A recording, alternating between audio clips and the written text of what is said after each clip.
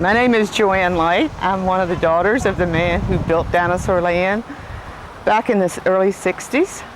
Dinosaur Land is in White Post, Virginia, which is between Winchester and Front Royal on Route 522.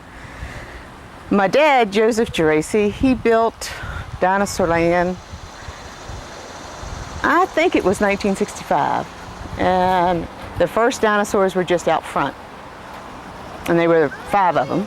And then each year he expanded and built a few more, had a few more. A man named Jim Sidwell from Tennessee, he made the original dinosaurs. When Dad and Mom went for a vacation in Florida, they saw the first dinosaurs that Jim had built and asked Jim to build them some. So that's where they originated. The last dinosaurs that we have, I think there's like 7. Mark Klein from Natural Bridge, Virginia, built those. The inspiration was just when Dad saw the dinosaurs in Florida, he became very interested in it. He already had the shop built, and it was called the Rebel Corner. And then he saw the dinosaurs and decided to have some built, and he changed the name to Dinosaur Land. They're made out of fiberglass. Oh, okay. And they hold up wonderful. The fur on it, you can see the fur needs to be replaced on this one. It's been replaced one other time. But you think it's been out in the weather since 1965. So it holds up unbelievable. But we need to patch it here, and the fingers get broke off, the legs get broke off, the spikes get broke off. The paint lasts real well. It's when we patch them, then we have to paint over them. But the cactus, they were original. The sign's been replaced. Every once in a while we have to replace a letter. But wood doesn't hold up quite as good as some of the fiberglass did. The first 5, a couple of them were mechanical. Like the woolly mammoth's ears would flap and his trunk would move. But people kept stealing the trunk, and one of our local veterinarians, Dr. McHale, found it in his mailbox. Oh. And when he saw that it was a woolly mammoth's trunk, where else could it be but from here, and called us and said, "I think I have your trunk." So we had to change them so that they would not move anymore.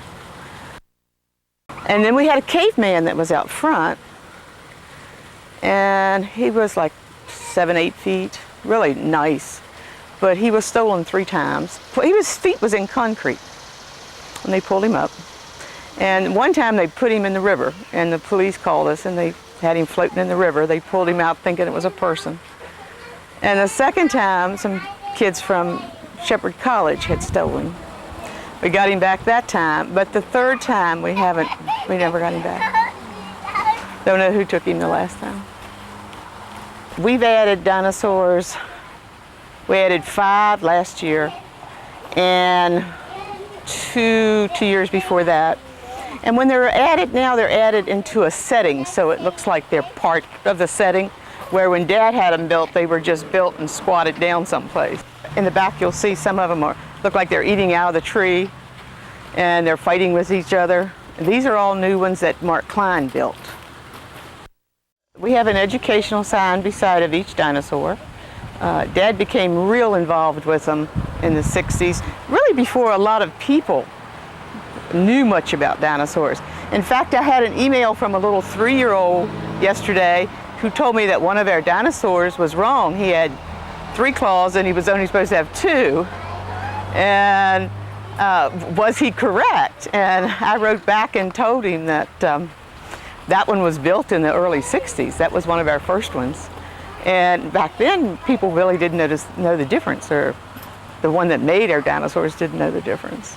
We replaced King Kong's airplane 3 or 4 times, and this past winter, they took it again. Well, it was really spring. They took it again.